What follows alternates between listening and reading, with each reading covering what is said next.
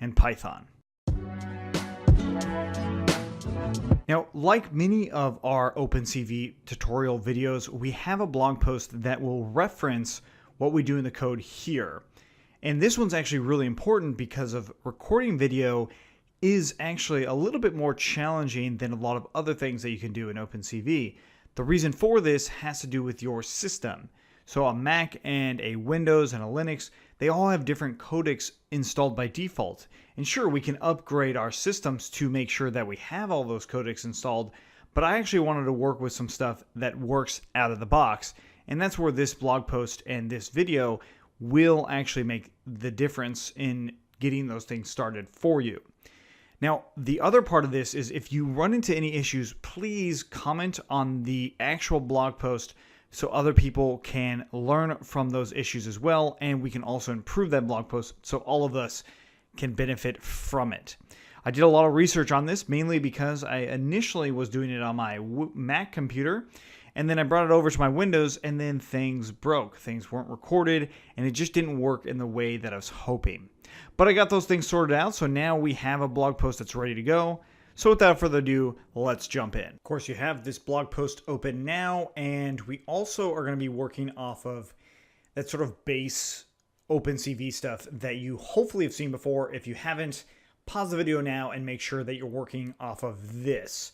This is just where we're going to start so we can build everything that we need to build in this series, right? Or this tutorial. So what are we trying to do here? We want to record video so we can save it, right? So this means that we have to take a couple things into consideration. One of them is whether or not we need to change the resolution. That's one of those things that you want to think about right off the bat. And then the other one would be how many frames per second you want to record, as well as the file name. These things, oftentimes when you record on, let's say, your smartphone, they just sort of happen by default. They're already built in. But for us, when we record something in OpenCV, we want to name those things ourselves and do those things ourselves. So the first thing I'm going to do is right above all this, I'm going to go ahead and set my file name. I'll say file name equals to something like video.avi. And of course, .avi, if you're familiar, is a file type, right? So it's an encoded file type. It's a different type of encoding for videos. Another one is, of course, MP4, so .mp4. Those are the two that we are focusing on here because I've found that they work across systems the easiest. AVI is also probably the easiest to do because of the codec that's built in. We'll get more on that in just a little bit. And the next, frames per second, I'm just going to add them as 24 frames per second. So this, of course, is how many frames we want to record every second. So if it's 24, that's what movies typically do, or films typically do, 24 frames per second. So that's what we're going to do. And then the resolution is going to be what we want to declare. So I'm going to give it as 720p. Although my actual recording device can do 1080p, but 720p, that size resolution will significantly lower how much or how big my file will end up being. Now with OpenCV, we can't actually record audio by default. That's actually not what it's good for. So if you're wanting to record audio, OpenCV is not really going to be the solution for you. FFmpeg is probably going to be the one. So just wanted to make that note. FFmpeg will most likely be what you end up using. Okay, so now let's think about this in terms of what is it that I need to do from here. Well, I have this resolution, so I'm probably going to need to set this resolution as I go forward. Now, if you look at the blog post itself, we can see that I have this res function, so I can go ahead and copy and paste this over. That's just what I'll do, and bring it in here. And this is coming from a different blog post that we created, as well as a video, which you can see right there. So this is meaning that I want to change this resolution based off of, what I input here. But as we see, we actually don't have a height and width. We don't have those breakdowns. We don't have those standard dimensions for any given recording. So I went ahead and put those in those blog posts as well, and we're going to paste those in. And these are those standard dimensions. They are width and height. So 480p, it's 640 wide by 480 tall. So those are pixels. Those are actual pixel values on how big they are. And as you see, they actually roughly double each time. Well, actually not quite double, but I mean, it's very close. So that's something to think about when we're getting there. We're building these resolutions, and they're scaling based off of these as well. So the video you're watching right now was recorded in 1080p. So you can actually watch it in that resolution and it would have these same dimensions. That's kind of the idea here. So now that we have the ability to set our resolutions and we have a dictionary of standard resolutions or dimensions, we can actually start to think about how is it that we're going to set these things. So again, a lot of this stuff has to do with making sure our videos are recorded well. I could have just jumped in and show you how to record videos because that's actually really easy and that's in the documentation. But what I wanted to show you was a quicker way, long-term quicker way to change what resolution I might want and make sure that all of that is running smoothly when we actually go to the recording process. So let's go ahead and create our method to do this. And it's going to be called define get dims, as in getting dimensions. And then we're going to use the cap as in the video capture instance right there. And then we will set what resolution we want to use. And by default, I did 1080p. Okay. So what we do here now is we want to get the height and width of our default, whatever default we're going to put as our standard dimension. And the default I did was the width and the height of the standard dimensions of 480p. Now, why I did this is because if just in case you accidentally put the wrong resolution in here, I still want some sort of resolution. I want something in there. So I use the standard dimensions one of 480 to make sure that that works. So the next part would be just checking if the one we pass is inside of that dictionary. And if it is, then we'll use that one. So we just can copy this part and change this from 480 to res. Now, granted, I could also just change how this method works to setting the resolution and doing all these different things, but I'm going to do it like this just so it's nice and spelled out for me on how everything is working. And then after that, I'm going to actually call this change res method up here. And this is going to grab the height and width that we just got from that standard dimensions dictionary. And then we want to return that height and width. So again, we want to actually grab these dimensions based off of our capture. So down here, this is where we can grab that. So we'll just say dims equals to get dims. And of course, we pass in cap as the capture. And then our default resolution, which we set up here. So all I do now is say res equals to res.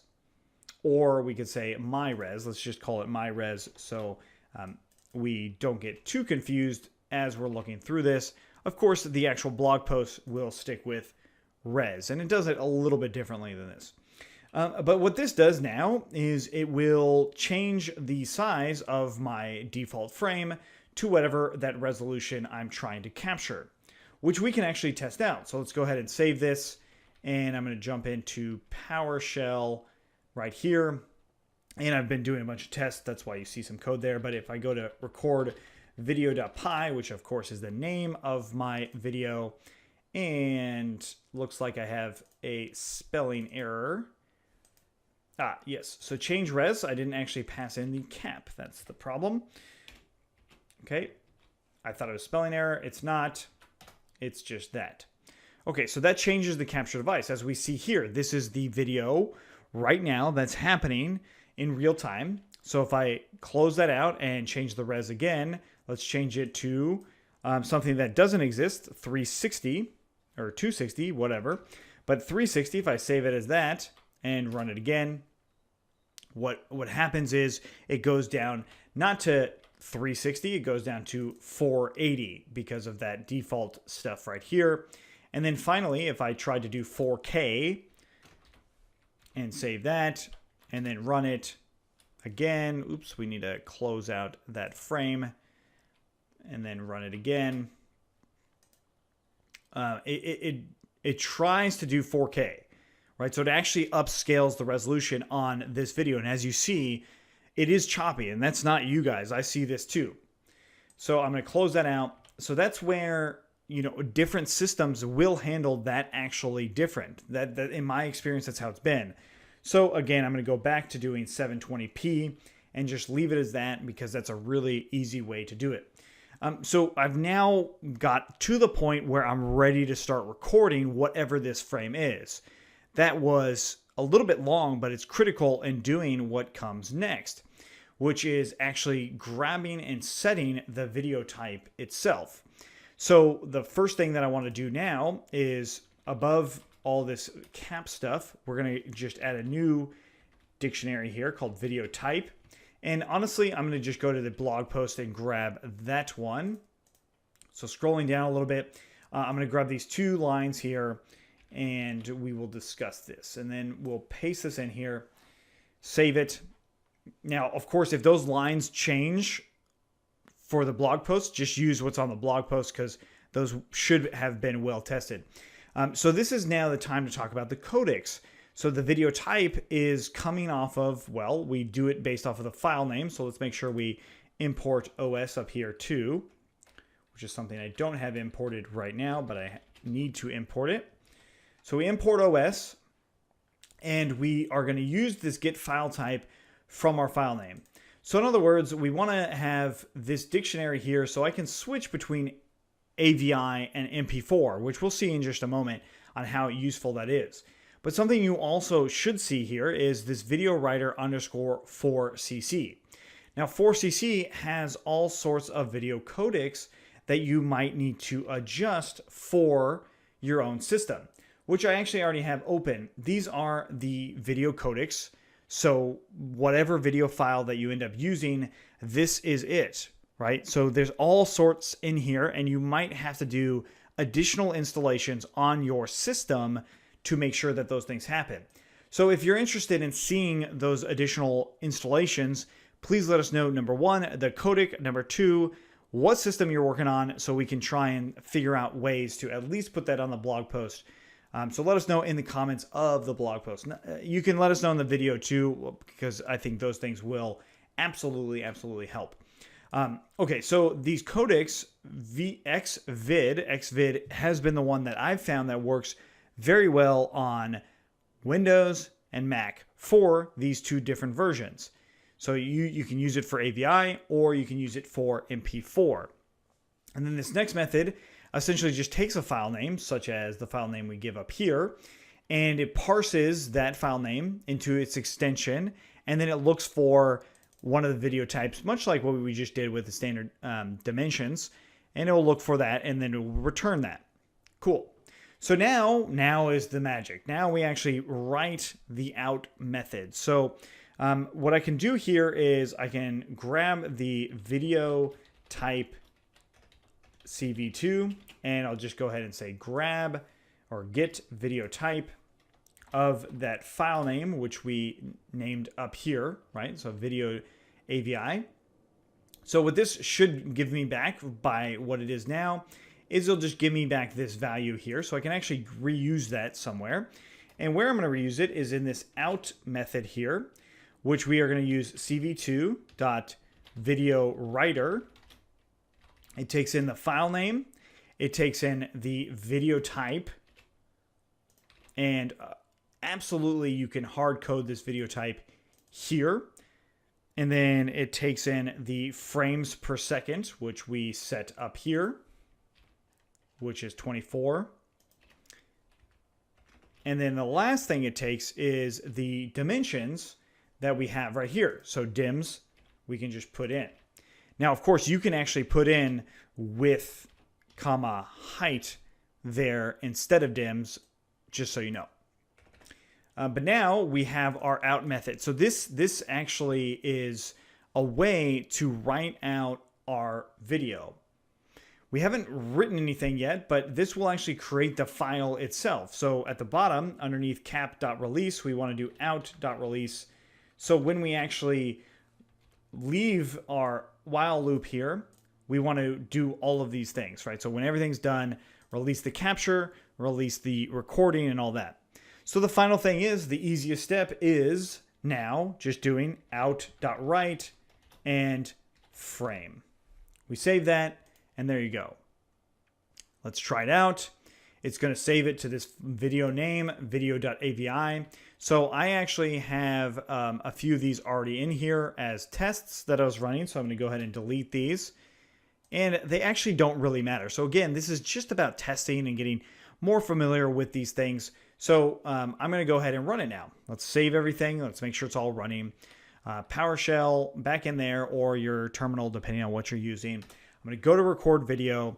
And right now it should actually be recording video twice, right? I've got my screen recording, but then also this video recording.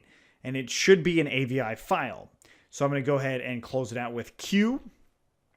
And we'll look in our video here. And what do you know? I actually have a length and some KBs in here.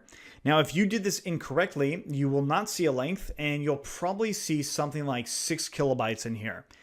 That's what I've seen. So if I go ahead and open this up, and just in my video player, right off the bat, it's playing video. So not to get confused, I'm not actually saying what's in that video right now. That is based off of, what we just recorded. So that's the AVI file, as we see with this file type. I can also do this same thing with a MP4.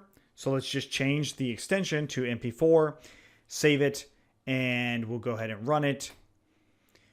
And it gives me this error, right? It's not supported with this format. This is something you might see. But it says it's not supported. I close it out, and then I look at here. I've got my kilobytes running, and it says it's an MP4 file. So let's go ahead and give it a shot. And it still loads. It still works. It still runs. So granted, it's giving me this error, but it worked. So this is the error of the codecs that you're going to, sometimes have challenges with when it comes to working with OpenCV. And that's why this video is important. And also what you end up recording is important as well. So like using 4CC, how we actually go about doing that, those things hopefully will be updated by what you guys see, and also the additional research that I see and do. Now, one other thing that I have noticed in my own tests, hopefully we come up with a solution for this. And if we do, I will try to remember to put it on this blog post itself. But the main thing here is I've tried to change this to being a gray frame. So turning it into grayscale doesn't seem to work for me. So if you guys find that answer out, both on Windows and Mac, please let me know. But for whatever reason, I haven't been able to record actually gray video using this method. That is turning a frame into grayscale, which actually, let me just show you what I mean. So if we go into some of our other stuff like camera test, we had this grayscale here. So I'm going to go ahead and copy this and bring it into my record video. And instead of gray, I'll just call this frame, because it's now just transitioning that frame to grayscale, and then it writes it. And then up here, I'll go ahead and just say video gray, and I'll use .avi because I know that works, or at least I know for sure AVI has the codec on my current system. So I'll go ahead and run it, and I'll run to record video. We've got gray here, looking okay. We'll see. I hit Q to exit, and I jump back in. Video gray. There's my 6 kilobytes. So I've tried a few different things, such as turning this back into color, like running this and then converting the color back. For whatever reason, those things aren't working. So I'm hoping that maybe you guys find it. If you don't, that's okay. We still have color video here, and that part is awesome. Thanks so much for watching, you guys. Make sure that you subscribe on joincv.com/YouTube. And if you enjoyed this, please give me a thumbs up there as well. Look forward to doing a lot more with OpenCV with you guys. Thanks so much for